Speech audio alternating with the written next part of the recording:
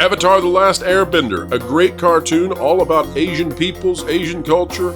It's about Asia. Live action remake coming to Netflix. All about Asian people, Asian cultures. It's about Asia. And yet, the same people who hound us day after day because they want to race swap the characters that we love, they're angry. They're mad. Why? Well, there's too many darn Asians. There's not enough dark-skinned people.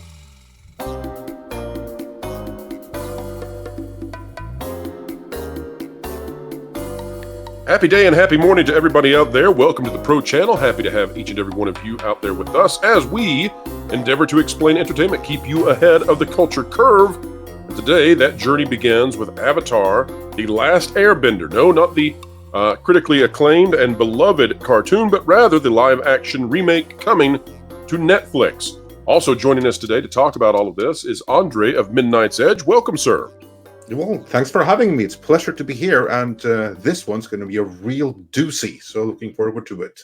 That's right. Hang tight, folks. It's always an honor when we have Andre on the show. Of course, he is an extraordinarily successful and busy person on YouTube, and so whenever we can get him, it's a real treat. Folks, this video is a treat. Get ready. Avatar the Last Airbender Netflix trailer sparks debate over representation. Why is it so hard to cast dark-skinned characters? Says Katie Mather, an internet culture reporter for Yahoo News. What a title. Wouldn't you love to go to a party and somebody says, hey, what do you do? Are you a doctor? Are you a dentist? Are you in the trades? Maybe you're a welder? No, I'm an internet culture reporter. What would you say you do here? Jeez Louise, what a thing. On Tuesday, what would Netflix. be even more of a thing is to have a discussion with her about what she discusses. That should be fun. Well, she's invited to come on the channel anytime to discuss it.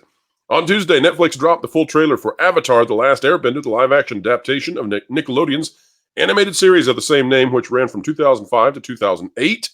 I'm also going to insert here that I think it's probably the best written cartoon of all time.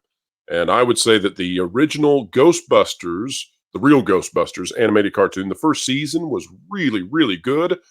But the Last Airbender, the cartoon, for its entire run, was tremendous. There's only a few episodes that are misses, and so that's not.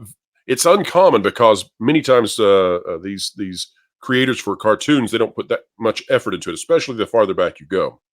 The series focuses on the journey of a young hero called the Avatar who can control all four elements, and his friends as they travel the world to stop the Fire Nation's takeover. Offering first looks at some supporting characters, the trailer also has ignited a conversation around casting and colorism, because of course it has. It's 2024. Here's the so-called controversy, Andre. The debate centers mostly on members of the Water Tribe, the community the main characters' siblings Sokka and Katara come from. The Water Tribe was reportedly inspired by Inuit culture, and fans have been open about their desire for the live action to stay true to the animation, include actors who have darker skin tones. Now, so that everybody knows what we're talking about, here is an image of Katara from the cartoon. Water Tribe, you get the idea. Okay, we're all good there. The majority of fans were thrilled that the cast was a major improvement from the quote-unquote whitewashed 2010 live-action adaptation, The Last Airbender, which included non-Asian actors voicing Asian roles. Now, I'll agree that movie was horrendous, terrible, awful, bad. Netflix did not immediately respond to Yahoo News' request for comment, and so here's an image. Of course, we're not going to play it for copyright reasons. You can see another image of Katara and Sokka, and you've got more images down here of the other characters. You get the idea. So, Andre, this is, I think this is a noteworthy conversation because it tends to be that these are the exact same people who celebrate when we change the Little Mermaid to someone who is definitely not a pale-skinned ginger. These are the same people who celebrate when we race swap in a particular direction. And when you now have people of the correct ethnicity, I mean, listen, folks, we're talking about actors of the right ethnicity, the accurate ethnicity for the show. It's still not good enough if the characters are not dark enough, according to these critics. Andre, your thoughts on this outburst, this backlash that Netflix is now facing? I think this is the true definition of first world problems. Because as you said, The ethnicity is correct. It's just not correct enough for the stereotypes of these people. Because that's what we're really talking about here. Because they have a set notion of what Inuits look like. That's a real issue here. That they have a very stereotypical image in mind.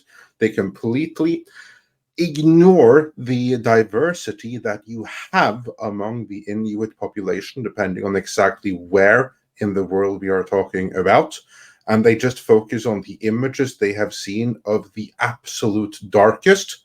And then in their mind, that is how they all should be, completely ignoring the natural diversity even within the represented group. Only goes to show the bigotry of these people. Because you're basically Absolutely. telling this cast here that, no, you are technically right for the role, but you're not right enough for our taste. And Right, you're we not are dark the enough. enlightened. So, exactly. Right, you're You're not dark enough. And there's Yeah. there's an obsession, Andre, with this, and that's I think it's concerning because this is a spillover of tribalism that now we've become so banal in the way that we look at the representation that it's such low resolution thinking that now we're being critical if someone has the correct background for playing the role. They're quote unquote Asian, whatever we want to make of that, but they're not necessarily the exact same palette that was shown in a cartoon, and that seems to me to be a great way for reducing the amounts or the amount of great actors who'll play any given role at any given time. And it only applies to this idea of brown and black. Whatever this concept is of white, nobody cares. Like nobody says, "Oh, well, you're too pale for this white role," right? That never comes up, and we know that because of the Snow White situation. And so that's the other thing about it is the irony that at the same time that you have this backlash over Avatar, you have also this strong defense of Snow White, a character that's literally supposed to be played by someone who is absolutely very pale skinned. That's the idea of the character. And there's this, nonstop defense of, well, you're a terrible bigot if you think that Rachel Zegler shouldn't play Snow White. And it's the same people. I guess that's it's what's troublesome and why I think it's just simply a power play, a nonstop power play grifting is because it only goes in whatever direction favors this group. It's not logically consistent in any way. It doesn't have to be because it's ideological. It's an emotional response. It's a need for validation, which is, as you say, ultimately a power grab. Now let's just play with the idea. If they were to be satisfied in everything, right? Let's just take this production right here. If you were to follow the whims of these crazies, and you were to only hire the Inuits of the absolute darkest possible complexion, which means that you would have to ignore most Inuits who would qualify because you could only go with the absolute darkest ones, you would not be left with a pool big enough of sufficiently dark Inuits who are qualified enough actors to take on the role to actually fill the roles required. Because such a big role of actors of that particular subdivision of ethnicity doesn't exist. Very true. And I think, we try to be consistent on the channel with this. I think clearly we should probably wait and see how these actors perform. There may be a reason that they've been selected. And this is what I said about the Little Mermaid situation. Is I said that if Disney had come out and said in that particular moment, we chose Halle Bailey because she's the best. She was the best vocalist. She was the best singer. And so we didn't care. We've cast Brandy before in Cinderella, and therefore Halle Bailey is the best Ariel that we could find. And I would have said, okay, it seems odd. It seems like you're doing something in order to race swap a story from a particular region of the world, but okay. And instead what they did was they, of course, attacked fans, and they attacked people who had any kind of criticism about it. And that's been the modus operandi of so many of these companies, to go on the attack. In the case of Netflix and in the case of Avatar, The Last Airbender, I don't know of them attacking anyone. They're simply the taking the brunt of this, but they didn't market this in a racial way in terms of, going out and saying, well, we cast this because a white person should never play the role and yada, yada, yada. And in fact, when I look at these characters, I am amazed at how well cast they are in terms of appearance. Now, we'll have to wait and see how they do on screen, but these characters look phenomenal. I mean, look at Aang. This kid looks like the embodiment of the character. It's amazing that they found young actors who could play these roles and look this way. I also think it's noteworthy that here there was no need to diversify anything else. Let me just make clear, I'm very happy that they have done this. As you say, they look exactly like they did in the animated series, which is fantastic. Kudos. That is how it should be. I'm very excited for this, and I wish this production well, and I hope it's going to be One Piece all over again. Oh, the same. I really, really hope so. That Netflix actually can show everyone this is how you do it and kick everyone else in the teeth. Because what I see here is that there's no forced diversification, as in they didn't suddenly make one of the Inuits like a black person out of Africa or something. Right. I mean, for instance, in Vikings Valhalla, they did that. They took a historic earl who existed, and they spent him into a black woman. Yes, and that's been what they have been doing. That's the pattern, of course. And listen, we're all for representation. We're all for diversity. We want our shows to look the way the world looks. But when you're doing a period piece or a piece that is geographically located, it needs to look like the geography. It needs to look like the people that are there. And I think, Andre, you've hit the nail on the head in terms of why this backlash is here. I mean, you tell me what you think about this. I'm looking at the fact that Godzilla, did not receive the kind of Academy Award nominations that I think it should have. I'm looking at a number of times in the past when Asian-created content has been looked down upon, frowned upon by Hollywood, and I'm looking at this, and the complaint is, well, there's not enough darker-skinned people in it. I kind of think this might be anti-Asian a little bit, and I think it's because those who wish to put in black and brown in everything they do, and there's definitely a reason for that. But I think they're not thinking at a deep enough level. And so when they see Asians, they think, well, where are all the black and brown people? It's like, well, this is an Asian show. It's about Asian characters. Excuse me. It's representing Asian characters and Asian culture. So therefore it has Asians. And I don't think they understand that concept any longer. Indeed. You had the same complaints when HBO did their Chernobyl miniseries. You had these exact people who complain here. They were complaining, where were the black people? They made it as if black people didn't exist in Ukraine in the 80s, which of course they didn't, because that's the irony by doing what they did. Rings of Power comes to mind, Andre, and how they but also changed Tolkien. What we're doing right here, they actually are representing the world as it looks like in the period in those geographical regions. This is what the world looks like where the story takes place. Absolutely. We'll finish out this article.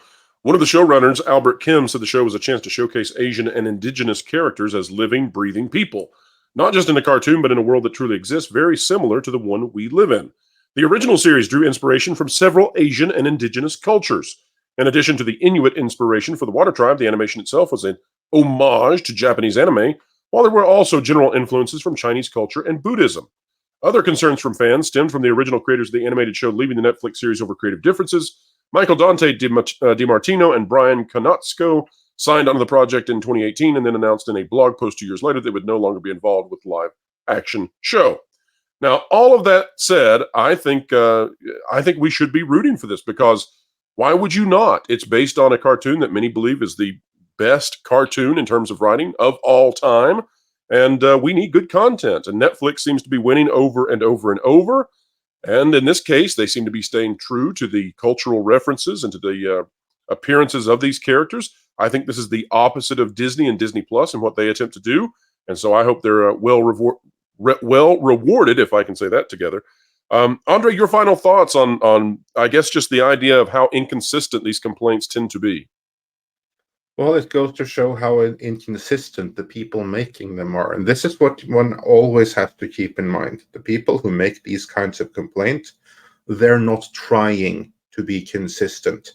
They're not trying to apply one standard universally. No, that standard will change with whatever their position is and whatever benefits them and their grab for power. So Right, give 'cause it's them all about power. nothing.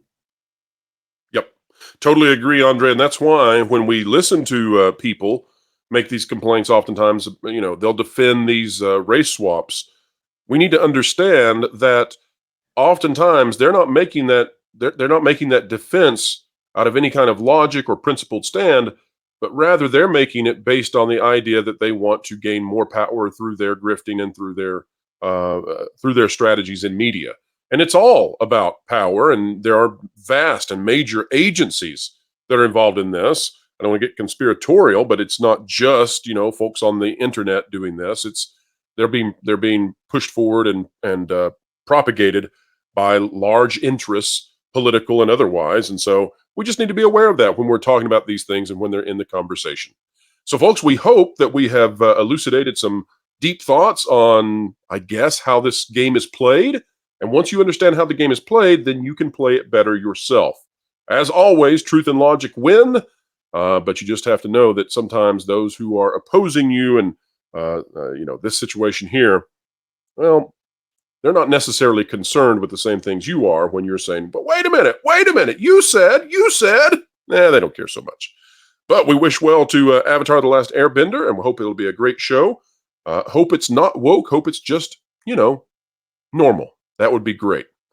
All right, folks, it's time for something that we hope is normal for you, and that is that if you like this kind of content, click the like button, share, subscribe, and when you click it, you do stick it to the algorithms. It's the notification bell. Drop a comment down below. Let us know your thoughts about Avatar. Especially tell us, do you think it was the best cartoon of all time? And if not, tell us what you think was. Andre, Midnight's Edge, of course, is a fantastic, pioneering YouTube channel which set the stage for so many channels such as this one. What do you all have coming up on Midnight's Edge? Well, we have the regular morning shows 3 times a week, and we drop a whole host of videos multiple times a week, although at a somewhat erratic schedule, so just be sure to check in. And Andre, Midnight's Edge has had a bit of a format change as well. I've noticed there have been more videos coming out from the channel, and sometimes in a shorter format for those who might be interested in that sort of thing. How's that going for the channel? Well, it's going well because the videos aren't necessarily shorter than what we had before, but we just separated between the more fully deep-dived retrospectives and postmortems, whereas the more quicker commentary on current events and individual articles just gave them a new kind of makeover that takes a little bit turnover time in production, so that we're able to comment on stories as they are still fresh, as opposed to 2-3 days out of date, because the regular Midnight's Edge video editing does take some time. It does not do itself, let's put it that way. But it is extremely high quality, and I'm so pleased that now you have that quick turnover, and yet you maintained the quality at the same time. It's really fantastic, the best of both worlds. Folks, make sure you check out Midnight's Edge, as well as the later version, Midnight's Edge After Dark with Tom. Fantastic content over there. Folks, wherever you are. Also check out Midnight's Edge Live Archives, where we put out older streams in addition to clips from the live streams, and Midnight's Edge Espanol for Spanish-speaking audiences. Where I believe Fletcher Williams is a participant in that. Is that correct? That is correct. And Fletcher Williams, by the way, folks, of course, a repeated guest here on the channel. We love Fletcher Williams. In fact, Fletcher was part of one of the deepest conversations we've ever had on the channel. So always a favorite. Folks, all of those channels are down in the video description below, and we highly recommend that you click the subscribe button on that content as well. You're going to love it. Folks, wherever you are and whatever you're doing, keep learning, keep growing, and keep having fun. My brain is fried and I can't think of things to do to people, like Jonas or Culture. I mean, leaving them in this place of what's next is ideal and all, but other than going to an extreme that would rip them limb from limb or something, I got nothing. Jose, what do you think? My name's Jose. We could reenact the chase scene with that Greg from Kocho Casino Royale. What? That doesn't even make sense. Okay, we could attempt to cook Jonas like a big fish on the island of the Clone Wars. Or is that too redundant? Why don't you try talking slower and louder? You're like a woman. Wait. Oh, I don't know. What if we do a play on words? We could gamble with Culture Casino and play something like Russian roulette, which I'm sure you could identify with. You foreigners all found to look the same. You guys could do that. Where's that umbrella? Or you could go to that part. Ow! Oh, my head. Why'd you do that, man?